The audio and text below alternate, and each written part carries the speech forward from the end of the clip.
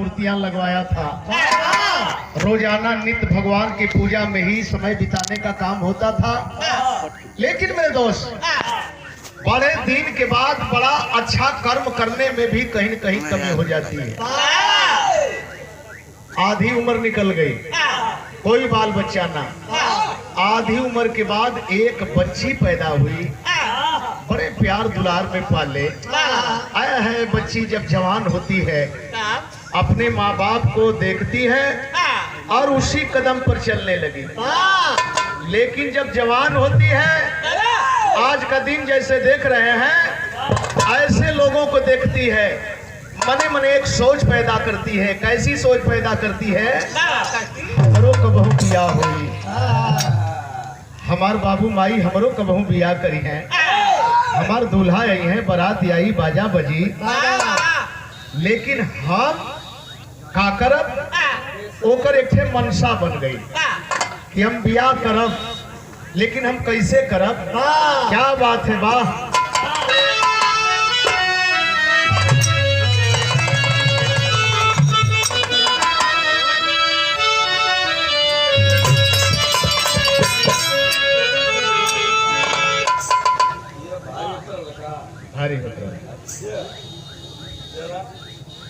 भर दे झोली, भर दे झोली मेरी या मोहम्मदी, लौट कर मैं न जाऊंगा खाली।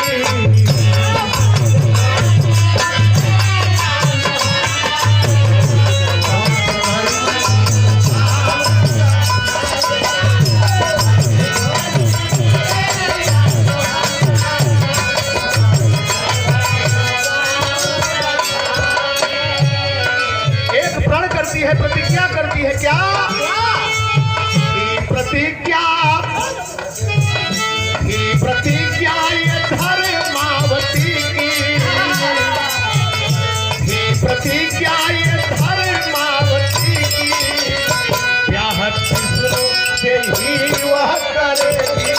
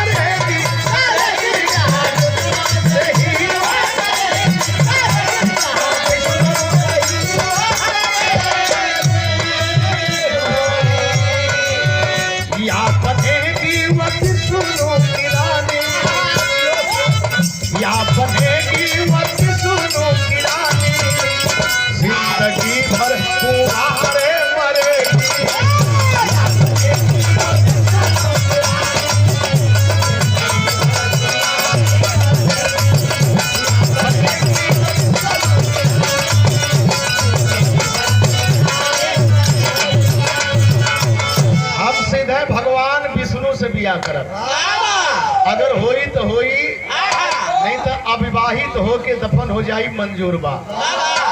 ई बतिया बेटी जानत है, लेकिन ओकर बाप मतारी ना जानत हो। ला ला ला ला ला ला ला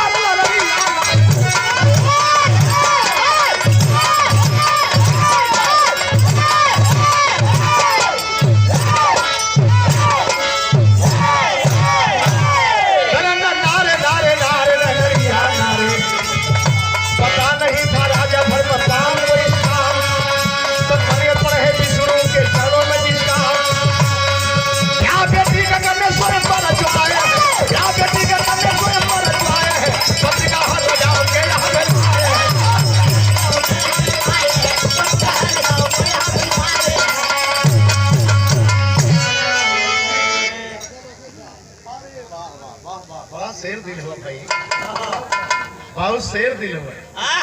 विंध्याचल वकील साहब जेकर बिटिया क्षेत्र पंचायत सदस्य है,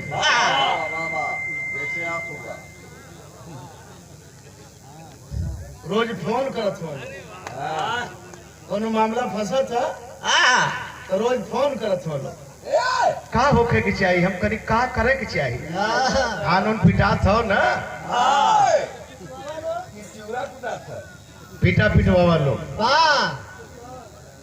आज अगर नंदलाल उस मौके पर होता यहाँ ढेर जानी से अगर पूछल जाए तो लोग बता ना पाए कि इसमें मनिहारी का ब्लॉक प्रमुख के है अध्यक्ष जी इसमें बता नहीं पाए लोग एक मनिहारी का ब्लॉक प्रमुख के है और नंदलाल होता तो बच्चा भी जाना आयल है ना गावे चाहे जैसे भी आले एहू तरह के जनता वहू तरह के जनता हमहन के अपन विचार पहले सही करे के पड़ी। भैया हमार 50 रुपया वकील साहब के बहुत बहुत प्रणाम करते ही आप सबके प्रणाम करते ही। हाँ बैठ जा लोगन प्रेम से बैठ जा उठा लिया ना। अरे साबस बहादुर आदेश हो जाए तो हमन पाकिस्तान उठा लिया और जाओ हाँ ये कौन बड़ी चीज है टेंट कौन। हाँ भाई हम चाहल जा तो खाली उत्तर प्रदेश गाजीपुर चाहते तो पाकिस्तान उठा के लिया के जन उत्तर प्रदेश में मिला दे और बढ़ हो जा 80 को है और बढ़ जा। लेकिन हाई देखे स्वयंवर रख देलन ब्याह का बड़ी बड़ी चर्चा सुनल जाले। स्वयंवर का मतलब स्वयंवर ढूंढे का अधिकार चाहे बूढ़ के मान ले चाहे जवान के मान ले। ऐसा में कितना जानी हम का इतिहास बतावे लगी ठगा गई राजा अशोक सम्राट अशोक जैसे व्यक्ति संघपति जैसे व्यक्ति बृहदत्त जैसे व्यक्ति ऐसे में फंस गए लेकिन एकदम बचल है। हम कोनो राजा हैं तो प्रजा ही ऐसे बचल है। राजा रही तो हो सकला हम हो के फंसावल जा लेकिन जब राजा ही फंस जाएगा तो प्रजा की क्या हालत होगी।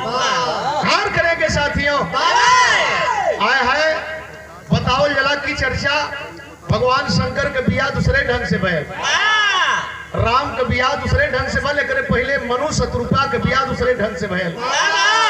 राम का बियाह भयल तो धनुष रखल रहल जे तोड़ी वही से बियाह हुई। निक निक बहादुर गईले ओके हिलावे ना सकले ओके सीता जी उठाए के घरे में से बहरे कहते बहरे से घरे में देते वो सीता जी के रावण उठा के लेके चल गए। वो सीता जी के रावण उठा के लेके चल गए। बियाह के बाद बताओ थे और ओके राम भगवान तोड़ले सीता जी के बियाह भयल। महाभारत में द्रौपदी के स्वयंवर में नीचे खौलत तेल में ताके के ऊपर बाण मारे के हम चरखी पर मछली नाचत ओकरे आंख में जे ओकरे आंख में मार दे भीम उठला कहला कि मारब ले दड़ी पदड़ी कुल सकाजी भल के एकदम सज्जों का मोटा हुआ कर्ण मारने गया उसे रोक दिया गया अन्याय भाई कर्ण को रोक दिया गया कि सूत पुत्र से बियाह ना हुई। अरे सूत पुत्र है चाहे अछूत पुत्र है चाहे कपूत पुत्र है अगर सबल है और निपुण हो तो के वो न चाहिए कि जे आंख में मारी उसे मार बिया हो। अगर खाली ये कहल रहत कि फलाने फलाने ना आई खाली फलाने फलाने आई है वही में से हमके चुने के है तब नहीं सन बात रहत। खैर वो भी छोड़ दे आगे राजा महाराजा स्वयंवर रखे कितना जगह तो लड़कियां भैंसा लेके साड़ लेके चल दे जे के नाथी वही से बियाह कर और नथई में ढेर जनी नथाई जाए ऐसे किया पहलवान मती बहादुर जब नाथे जाइए तो का हुई पंचड़ भैंसा नाथ हमार बतिये छोड़ दा आई कहता 5-6 गो भैंसा नाथ देवे सही है कहता अगर पोछिया धर्म में वो 5-6 दिन तक रह जाए कहीं लेकिन एजाइन रखला कि जेके हमार बेटी पसंद कैले वही से बियाह हुई। आज जब लोग झूठा लगला है सही का समियाना लगल, लड़किया के पता चल तो अपने बाप के करीब में गई। एक बात कहती है, संकेत था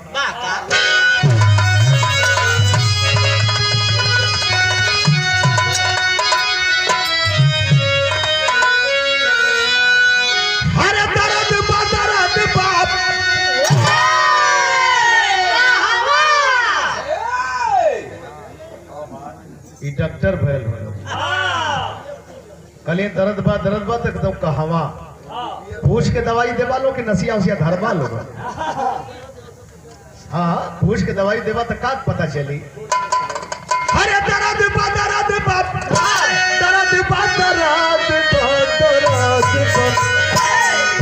पनव से कमरिया में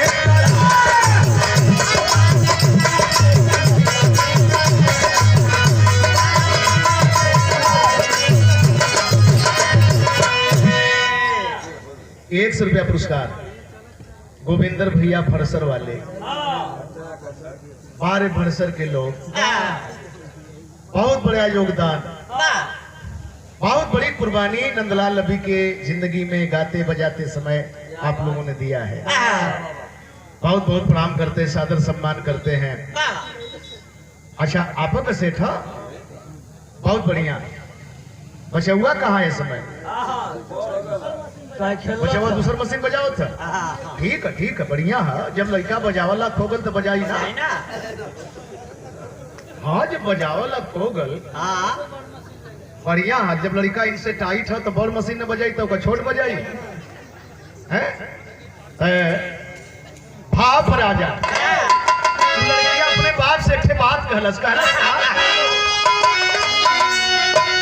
अरे जहर बाप ईश्वरंबर पिताजी जहां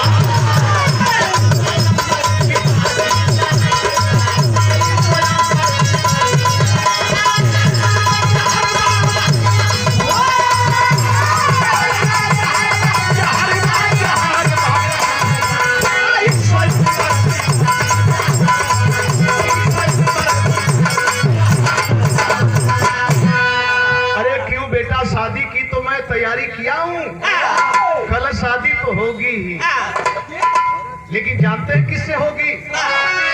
हेमई जितना लोग याद हो ये लोगों से ना हुई। एक मतलब बेटी वो आदमी आया ही नहीं है क्या? कल ना हम बताओ थे वो आदमी यही जन है। सदिया हमार जानती सुनो से करई बाप बिटिया के अपने जिया में नहीं भाई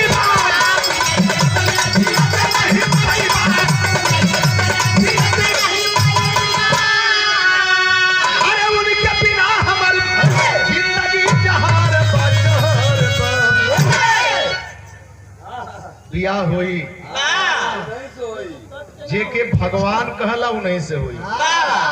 मंदिरवा में ले गई विष्णु की मूर्ति कलसी नहीं से हुई। देखें दोनों बात गौर करेंगे। लड़की कलसी नहीं से हुई, हंसने लगल है। खल बेटी ये प्रस्तर की मूर्ति है, न बोलती है न चलती है न खाती है न पीती है न सोती है, इसी तरह पड़ी है। लड़कियां कलश की बाबू हम यह ना समझ पौली कि जवन मूर्ति न खा ले न पिए ले न चले ले न बोले ले, आप की भगवान मान के सब कुछ निछावर करे बदे समर्पित हुआ, हमके बियाह करे से रोकत हुआ। अब तेजन छुपा गई। बड़े भैया संतोष यादव आर्मी के जवान और बिटिया रानी जेकर बर चुन के आज तिलक लगावल गए, आप उनके बिटिया रानी के बड़े भाई भैया को जय हिंद जय भारत। ₹100 पुरस्कार आप सारे लोगों को प्रणाम करते हैं। लेकिन बातों ही का कहला करे पगली ये तू क्या पक रही है? सवाल का जवाब ना देते हुआ, लेकिन बाप के हैसियत से बिगड़त हवन। लेकिन बेटी जिद पर आ गई कि तू भगवान मानला तो हम इनके अपन दुल्हा मानेला। इन्हीं के चढ़ावला, इन्हीं के खियावला, पियावला, नहवावला, धोवावला, हम अपन दुल्हा मान गई। का दिक्कत है? आया है जब भी बात सुन तो सोचे लगल। का सोचत हुआ? रात सपना, रतिया सपना, रतिया सपना देखाए पिया हमका रति। राजा भई लाचार मनवा में, राजा भई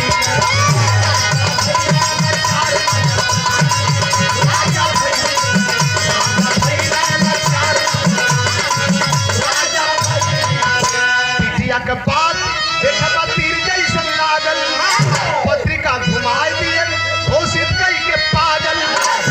घर से भगाए पगवा में।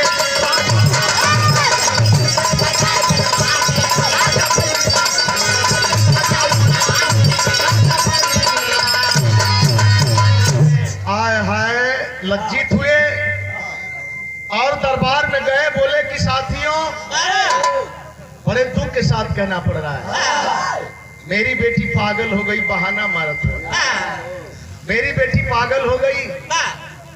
हम कैसे पागल के साथ आपकी शादी करें?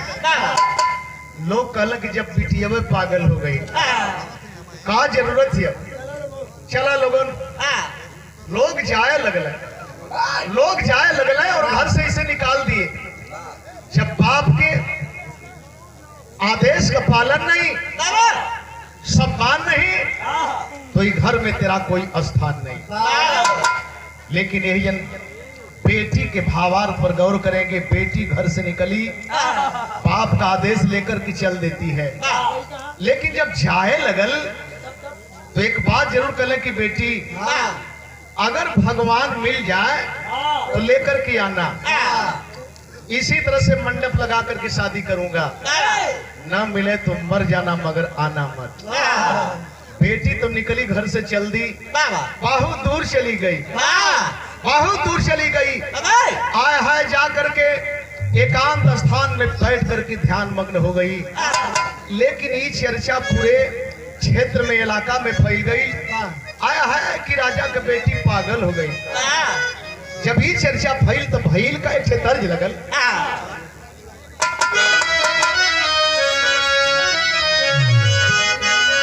मोरे पिछुआरा बाप, मोरे पिछुआरा बाप, सोनार के दुकानिया।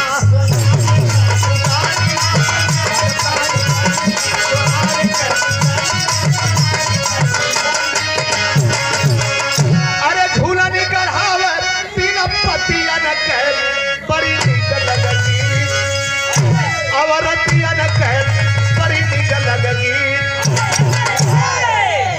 अजीब हालात हो गई। अब वही ठैया राहब एक पनिया के छोकारा।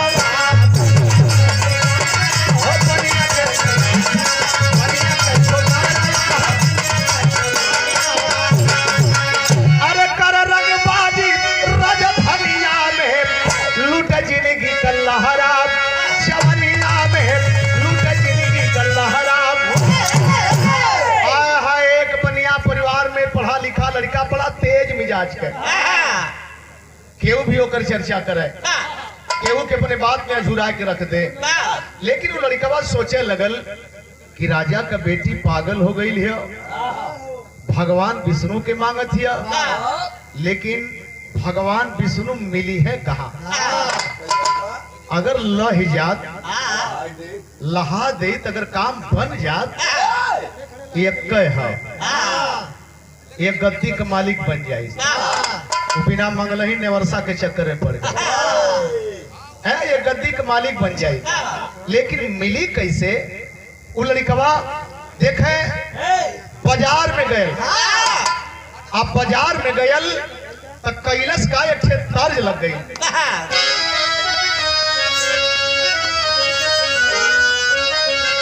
अरे आय हो दादा, आय हो दादा, कैसा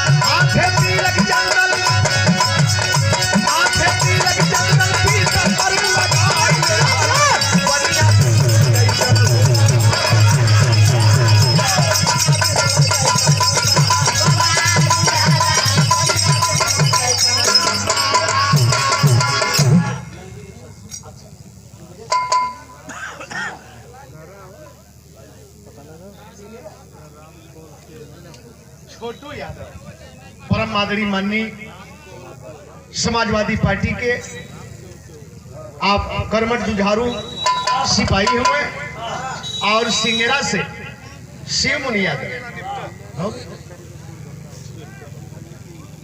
दुर्विजय यादव। सिंगेरे के शिव मुनि भैया हूँ, बड़ा पुरान मित्र हूँ मैं। और माननीय आप श्रीमान दुर्विजय यादव, ये 500 रुपये पुरस्कार बिटिया रानी के पक्ष से, कन्या पक्ष से बहुत बहुत प्रणाम करते हैं, कामना करते हैं। आज ही मंगल नहीं, हमेशा मंगल ही मंगल हो। दोनों तरफ गौर करेंगे। आखिरकार वो लड़का बाजार में गयल, शंख खरीदलस, चक्र खरीदलस, गदा खरीदलस, त्रिशूल खरीदलस, माथे का मुकुट खरीदलस, पीताम्बर लेहलस। आए हाय एकदम भगवान विष्णु मतीन सज धज के जैसे नचवा में सजल लोग, जैसे कबहू कबहू राजा बनी है, कबहू कबहू दरोगा बनी है, पुलिस बनी है। 9 बजे से शुरू हो जाई, भर्ती उर्ती चालू हो जाई, वांट वगैरह निकली, भराई, ड्यूटी हुई, ट्रेनिंग हुई, 3 बजे रिटायर हो के 4-5 बजे अपने घरे पहुंचे, पेंशन लेके आवा। निक निक भाव बनेला। कहीं कहीं अब वही दशहरा रहल है, और दशहरा में केहू राम बनल है, केहू सीता बनल है, केहू रावण बनल है। पैसा लेला। अशोक भैया के पिताश्री बाबूजी रामदास मास्टर साहब 100 रुपया पुरस्कार बहुत बहुत प्रणाम करते हैं। केहू रावण बन गए, केहू सीता बन गए। एक दिन एगो घटना घट गई, विश्वास न करवा लोगों, रामलीला चलत रहे। आज का दिन रहे सीता हरण का। सीता बनल रहे ओरिजिनल नाचे वाली, और रावण महाराज आज हरण करे वाला हुआ। उठवल हरण तो कैले, लेकिन लेके गईले जब तेहर आदमी जोहत हो पर्दा की आड़ में देखत हो कि अब दूसर का चैप्टर आगे बढ़ी, दूसर का बढ़ी, तब ले जो कर आगे कहता कि सीता को रावण लेके चला गया। अरे भैया वो तो दुनिया देखलसिया, सीता के रावण लेके गए। आगे बढ़ीबा लोगन, कलश की सीता के रावण लेके चल गए। कलरे मर्दवा आगे बढ़ावा, कलश की का बढ़ाई, तब 2-4 नगरवा गरवा छोड़ कल की सीता के लेके गयल, भाग गयल। सवेरे भैल नाच वाला दरोगा जी की गई, कल दरोगा जी सीता जी को रावण लेके चला गया। कल बे चुतिया तुम मुझसे क्या उम्मीद करके आए हो? हाँ इना बताओ तुम, कल की सीता के रावण न चुरौले रहे कि तब का दरोगा चुरौले रहा?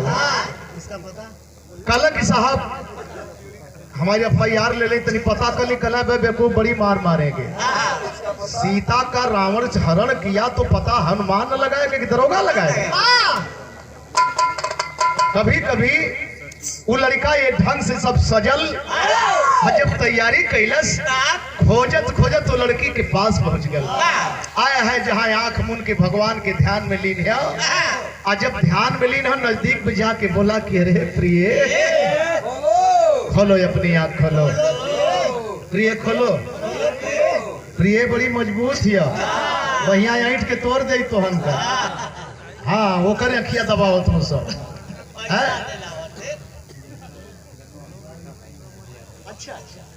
और दूल्हे राजा के बड़े भैया प्रसिद्धि यादव भैया की तरफ से 151 पुरस्कार बहुत बहुत प्रणाम करते हैं, और वही मंगल कामना करते हैं। लेकिन बात वही आए हैं, नजदीक में गया, बोला कि देखो मैं तुम्हारे भक्ति पर प्रसन्न हूँ।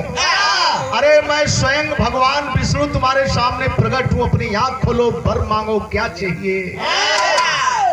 लड़की जब ही सुनलत तो आँख खोलत, और जब भगवान के देखलत तो हाथ बांध के धैलस दोनों पैर। कल नहीं नहीं नहीं, तुम्हारा स्थान यहाँ नहीं, तुम्हारा स्थान तो यहाँ है। भगवान जब कल कि तुम्हारा स्थान यहाँ है, मांग ले, दिल खोल के बर मांग ले। कल हम जानते प्रभु बहुत बर देला और हमहू के देवा, लेकिन तोके इहो तो मालूम होगे कि चाहिए भगवान कि हम मांगे का हमार तो प्रतिज्ञा है कि बियाह होई तो तोसे, नहीं तो होबे ना करी। कहला कि कहो तो अभी सिंदूर डाल दो। पूरा तैयारी में गए, डिबिया भर ले गल, कहला अभी सिंदूर डाल दो। कहला नहीं प्रभु, हमरे खानदान का सम्मान हो, हमरे बाप के आदेश हो कि शादी हुई तो हमरे सामने भगवान के साथ अन्ना भगवान मिली है, तुम मर जाना बेटी आना मत। ये जैन सोचे लगल कि अब तक गड़बड़ आवत है, अगर कहीं लिया के जाई या चीन गई न सो तब तो हरदी वर्दी अजुए लगा दी। लेकिन मजबूरी है, हो सकला ही ना पहचान पौलस कहीं अगर बपो न चिन्ह है, अगर ना चिन्ही तब तो बात बनी जाई, नहीं तो फंस गए उसे चिन्हे के तो ना चाहिए। कल चलो प्रिय, आज जब लेके आई दरबार में हाहाकार मच गल। अरे राजा का बेटी पागल नहीं, पा गई भगवान को, पा गई भगवान को, पा गई। मंडप की तैयारी करो, शादी होगी वेद विधि के साथ। हल्ला मच गल, हल्ला मच गल। लेकिन एहर अब देखे जैन भक्ति का भाव, ये अजैन तो ही मामला है और ओ जैन ऊ का सोचत हुन। क्या बात है भैया? हाँ हाँ, अरे मोरे पिछुआ रमा लोहार भैया मीत लोहे कहू मरे झूमरियम। कितना भाव है गीतन में, आए है बाहरे। लेकिन ये हर का भैल, ये हर भगवान करन मन में विचार, भगवत चाल यदि चली जाई, अरे हो जाई पदना पदवा हमार चौकी कुमरिया।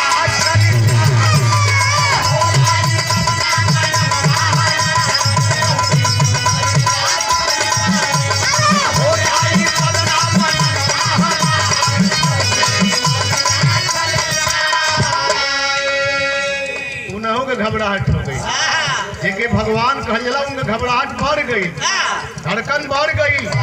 अगर कहीं फंसा के बियाह कैल है तब तक हमरो सम्मान जाई। बतावल गल कि सरस्वती जी के बोल आए है, गवावल नहीं बजवावल नहीं, सबके जिभवा पर जाके बैठा, यही जन से बियाहवा कैंसिल करवावा। सरस्वती जी सबके जिभवा पर बैठली, दिमाग में चेंजिंग भइल। जे जहाँ गए केहू भरसर गए है, केहू पहितिया गए है, केहू हंसराजपुर गए है, केहू जंगीपुर यादव मोड़ गए है। दिमाग में आगल कहो सुनत है जा कि रजवा हमन के बहका दिलस, लड़कियां पागल हो गई आ ओकर बियाह बिसुनो के बुलाए के करे जाता, अपने में कुल इकट्ठा होके गौर करे लगल है। कल कहो मर्दवा हमन एकदम बेकूफ है जा, एकदम हमन डाढ़ा है जा, गलती रजवा ना करत है, ये बहन विष्णुआ भी करत है। अब सोच ना बोलत है, कल समय विष्णुआ भी करत है। हमन पूजा करल जला कि ब्रह्मा हुए विष्णु हुए।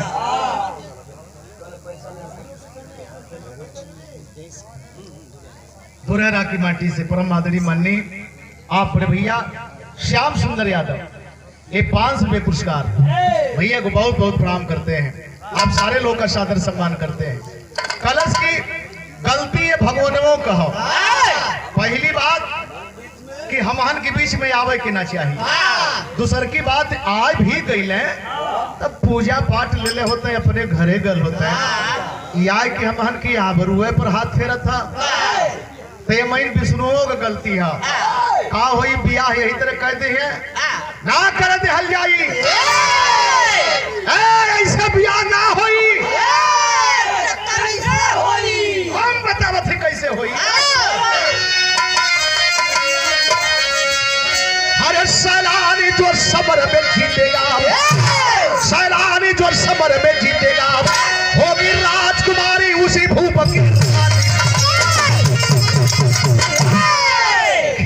सब राजमहल को राजा लेके तीर धर्मपाल निकल बाहर किया स्वयंवर का अपमान, चारी ओर से घेर ले कि तहु निकल वो विष्णुओं के निकाल। रेली दहल जी आज दोनों जाने की पूजा पाठ कल जाला अपन सुरक्षा बदे, अपने मान सम्मान बदे, ये बदे ना कहला कि खैबो करबा आमान के पतरी में छेद करो तुहरी भी सुनू की ऐसी किस तरह से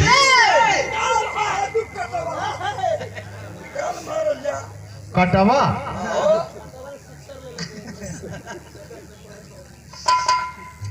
बढ़िया है। कबो कबो छिपल बात सामने आ जाए। ये जैन प्रशासनो है आ भाजपा का सरकार है, अनेरे फंसा जात हो कट्टा पा जी तो और का करिए।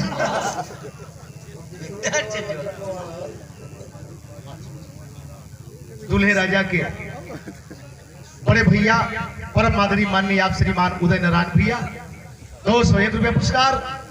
बड़े भाई को बहुत बहुत प्रणाम करते हैं, परिवार की सुख शांति कामना करते हैं। लेकिन बात तो ही का जब भी हड़कम मचल राजा धर्मपाल देखला घबराए लगले, कहला कि बेटी अब शादी बेकार, शादी ना बर्बादी हो गई। कहला कैसन बाबूजी? कहला कुल घेर ले हुआ, अकेले हम सेना लेके का करब? लड़कियां कलश की बाबू बड़ा घबराहट हुआ। एकदम चिंता मत करा बाबू, एकदम चिंता मत करा। जेकरे सामने साक्षात भगवान आल हुए, अरे कुल यानी एक और भगवान अकेले हमार काफी हो जाएगी। अब तो भगवान की गई कलश की प्रभु शादी तो होबे करी, लेकिन हमारे बाप का मर्यादा बचाओ के कल कैसे? कल लड़ के दुश्मनन से अब तक फाटल होकर वो भी सुनू कर सोचा लगल का सोचत हुन?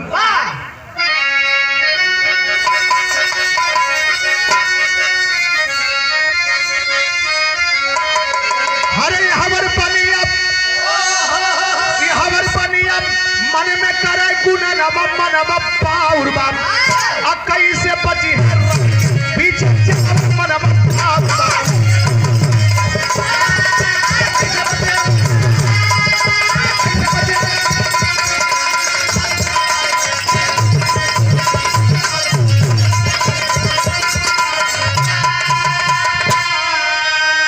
अरे हम बनिया का जात का जानी धनुष बार चलाव हो, खाली हाथे आ गई 420 आवे हो। खाली बुद्धिमानी से अपने 20 रहली है,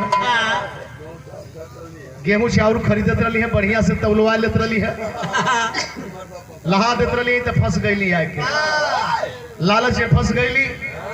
लड़ाई में जाई निश्चित मराई, अगर ना जाई तो रजवे रेली दे, बोलवे खुल जाई। सोच में पड़ गया का करी, फैसला ले रहा है लड़ाई में चली। ये जैन जैसे ना पहचान बोले वहू जन अगर ना पहचान पई है तब हमार काम बनल है। एक सीढ़ी और चढ़ के हम मंजिल मिल ही के हो। लड़किया के समझ में आ गल कि भगवान बड़ा नर्वस हुआ, एक मतलब यही बदे नर्वस हुआ ना कि तोहरे पले अस्त्र शस्त्र कम हो। महाराज कुछ तोहरे पल्ले हो, कुछ अपने कोषागार से हम देते हैं। तो भगवान ने बुझत हो कैसन अस्त्र शस्त्र ले ले है। रथ सजल कुछ लोग संगे पहले मिल के का जरूरत है, भगवान अकेले काफी हुए। वो कुल धीरे धीरे पीछे हो गई। अब भगवान जब गई तो गोलार्ध में सेना कुल राजा खड़ा होके देखत हुए, चक्रव्यूह बनौले हुए। आई गई तो अपने मन का घोड़ा दौड़त हुए, चारी ओर जब दौड़त हुए तो कुल राजवा कहले अपने बतियावत हुन, कहो ई है विष्णुआ है, ओटुआ पर तो बड़ा टाइट लौकला, ये घड़ी बड़ा कमजोर लौकत है का, कोरोना में येहू का फरकवा कम हो गल का। लेकिन दौड़ावत का है कि हाँ तो कुछ अपनी में बतावत हो कि जानत हो काहे दौड़ावत है। ई लगत है घूम घूम के सबके छीन है के कहा तो कुछ जौन करेजगर मरद रहला गलत छीन ही लेवता, मरल जाई चाहे मारल जाई, बाकी जाने भर में के छोड़ल ना जाई। भगवान है आय हाय अब ही मामला यही पर रुकल है, तबले फिर उनकर धड़कन बन गई। का सोचत हमन?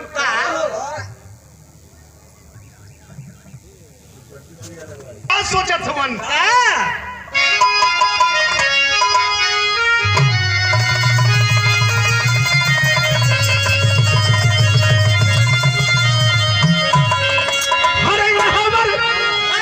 हमर भगवान देखबा आ सोचे अपने मानवा जाओ की लड़ैया पीछे बनी आ जाई मारा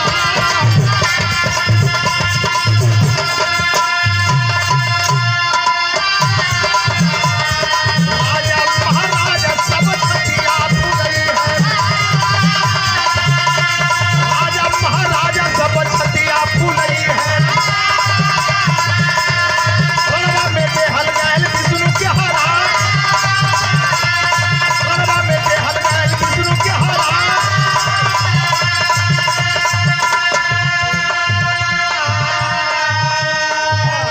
सोचत हुआ अगर कहीं मरा जाई तब वो बात बिगड़ जाई, अगर बच जाई एगो सती का सतीत्व बर्बाद हुई।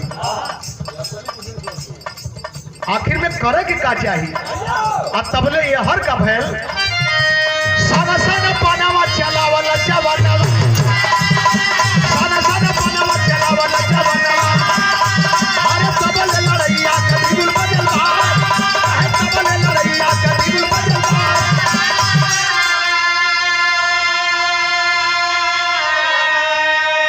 आए है बड़ी देर हो गई, धनुष बाण रख के छोड़े लगल, तलवार पर तलवार ऐसे के बजे लगल।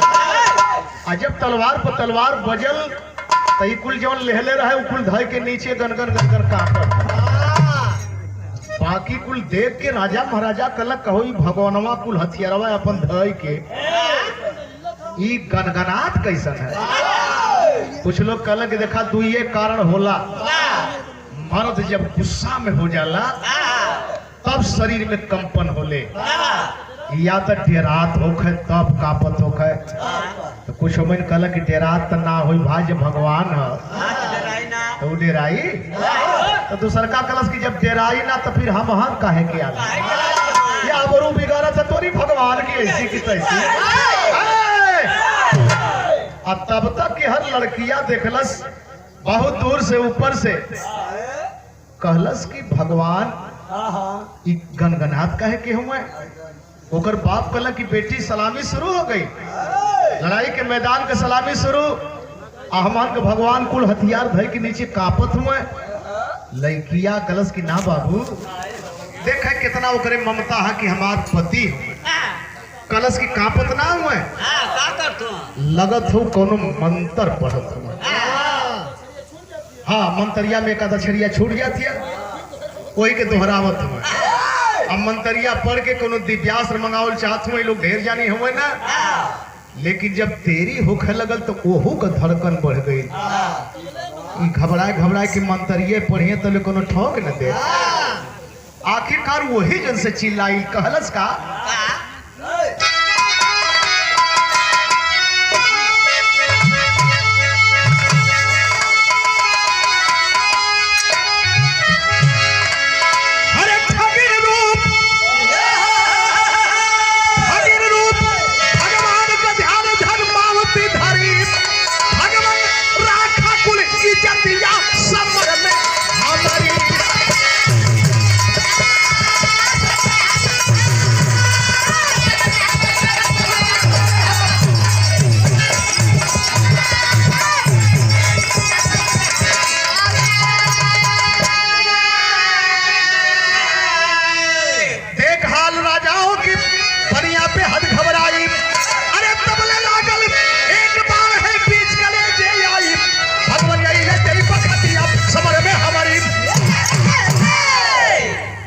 ठोकी दे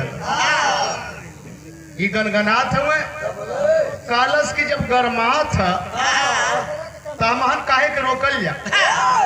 और जब वही ठोकलस देखे बिरहा के भावार्थ के असली भगवान ओके बचा के कैसे छिपा के सामने आके खड़ा होके जब धनुष की डोरी पर रख के बाण छोड़ ले, बहुत तेरे होके, और जब लोग भागे लगल कहला कि हाँ यार जरूर शक्ति हो, लेकिन मैदान जब खाली भैल, लड़की लड़की के बाप दौलत कहला कि बस प्रभु आबरू रह गई, आबरू रह गई।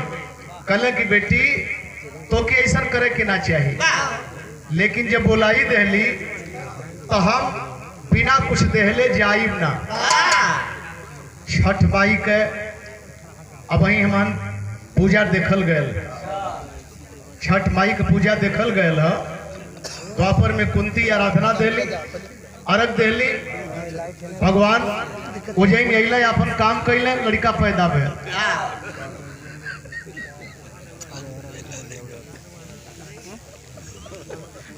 का करबा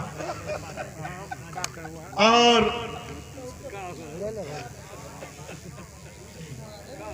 कुमारेपन पे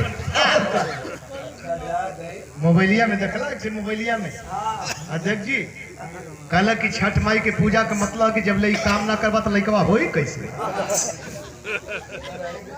जब लइकवा पते ई काम कैल जाला ई काम कैल जरूरी है, यही भूखले, हाँ भूखल ही तब न बड़वा काम करी हो। वरदान का मतलब तब काम करी।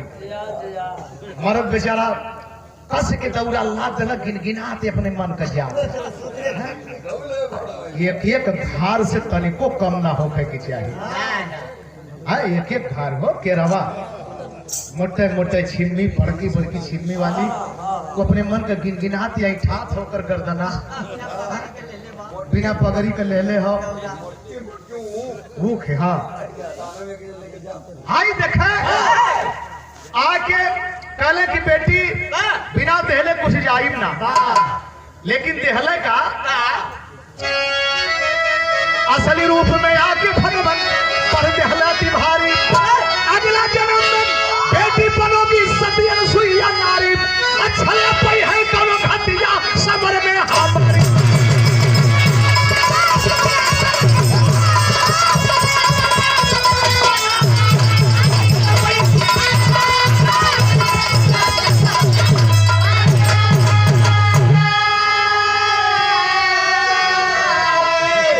विचार करेंगे इस लाइन पर। वरदान देला अगले जन्म में सती अनसुईया हो गई, इन्हीं के वरदान से हो गई, और अनसुईया पताका फहरने लगा, आपके बीच में पैदा हुई, आपके बीच में आपके घर में पैदा हुई। जिस परिवार में हम बिरहा गा रहे हैं उस परिवार में पैदा हुई। यत्री मुनि पति बने, और अनसुईया के जब सत का पताका फहरा तो गौर करेंगे यह तीनों जानी, ये तीनों जानी उधर कहे थे कि तुम्हारे साथ कोई छल नहीं कर पाएगा, तुम्हारे साथ कोई धोखा नहीं कर पाएगा, लेकिन तीनों मूर्ति दरवाजे पर आया और बोले कि नंगा होकर के भोजन कराओ। हमारी बहन, हमारी बेटी सोच गई कि तो तीनों वही है, नंगा होकर के भोजन कराऊंगी, पति के पैर से पानी छुआ करके फेंक देती है। गौर करेंगे तीनों जानी लड़का हो गई। पति परमेश्वर इसीलिए कहा जाता है। एक बेटी के लिए वर खोजा गया, एक वर के लिए दुल्हन, और पति पत्नी के बीच में क्या भाव होना चाहिए ध्यान देंगे। पति परमेश्वर, पति का स्थान परमेश्वर से भी ऊंचा है, माता का स्थान तीरथ से ऊंचा है, बाप का स्थान हर देवी देवता मंदिर मस्जिद से ऊंचा है। इसीलिए कहा जाता है माता जन्म देती है, पिता संपत्ति देते हैं, गुरु ज्ञान देते हैं, अतिथि सम्मान देते हैं।